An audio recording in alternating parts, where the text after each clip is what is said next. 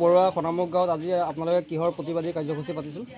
আমি মানে আপোনাৰ ড্ৰাগছৰ বিৰুদ্ধে অকল ড্ৰাগছ নহয় সকলো ধৰণৰ নিচাৰ বিৰুদ্ধে এটা অভিযান চলালোঁ আৰু আমি চেষ্টা কৰি আছোঁ যাতে আমাৰ এইটো অঞ্চলৰ পৰা ড্ৰাগছৰ ব্যৱসায় বা ড্ৰাগছৰ সেৱনকাৰী ড্ৰাগছ বুলিয়েই নহয় অন্য কোনো ধৰণৰ নিচাজাতীয় দ্ৰব্য সেৱনকাৰী যাতে আমি মুক্ত কৰিব পাৰোঁ সেইটো আমাৰ প্ৰচেষ্টা চলি আছে। আৰু উঠি অহা নৱপ্ৰজন্মৰ বিষয়ে কি ক'ব? যদি সৰু কণ ল'ৰা ছোৱালীসকল যদি এই ক্ষেত্ৰত জড়িত হৈ আছে সিহঁতৰ কাৰণে কি বিবিধ ব্যৱস্থা ল'ব? তেওঁলোকৰ কাৰণে ব্যৱস্থা তেওঁলোকৰ নিজৰ গাৰ্জেন ল'ব লাগিব। আমিতো আৰু যিবিলাক চকুৰ আগত পৰা আমি সেইবিলাকৰ পৰা সেৱন কৰিম, কিন্তু যিসকল গাৰ্জেন আছে তেওঁলোকৰ পেৰেণ্টছে আপোনালোকক সহায় কৰিব লাগিব, তেওঁলোকক চাব লাগিব, তেওঁলোকে শাসন কৰিব লাগিব যাতে এইবিলাকৰ বস্তুৰ পৰা তেওঁলোকে দূৰত থাকে।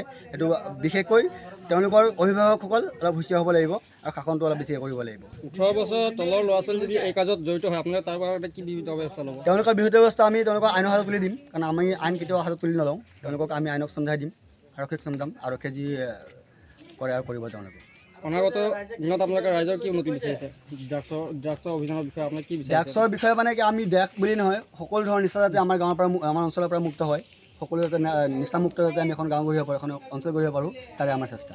আজি যিহেতু এই ঘটনাটো সমগ্ৰ অসমত হৈ আছে, যিহেতু আমাৰ তেজপুৰ পৰুৱা বুলিয়েই নহয় সকলো ঠাইতে হৈ আছে, আজি আমাৰ ইছলাম ধৰ্মৰ কোনোবা এজন মৃত ব্যক্তি যদি ড্ৰাগছৰ লগত জড়িত হৈ আছে সেইজন ব্যক্তিৰ লগত আপোনালোকে কেনেধৰণে ব্যৱহাৰ কৰিব? হয়, এইটো আমাৰ খনামুখ জামে মছজিদৰ আমাৰ কমিটিয়ে আমি আলোচনা কৰিছোঁ, এটা সিদ্ধান্ত লৈছোঁ যে কোনো ব্যক্তি যদি ড্ৰাগছৰ লগত বা কোনো নিচাজাতীয় বস্তুৰ লগত যদি তেওঁ জড়িত থাকে বা তেওঁলোকৰ যদি কোনো ব্যৱসায় কৰে, তেওঁলোকৰ ঘৰৰ পৰা কোনো পৰিয়ালৰ লোকৰ যদি মৃত্যুবৰণ কৰে তেওঁলোকক আমি ইয়াত জানাজা পোহৰ নহয়, তেওঁলোকক কবৰ দিয়া নহয়।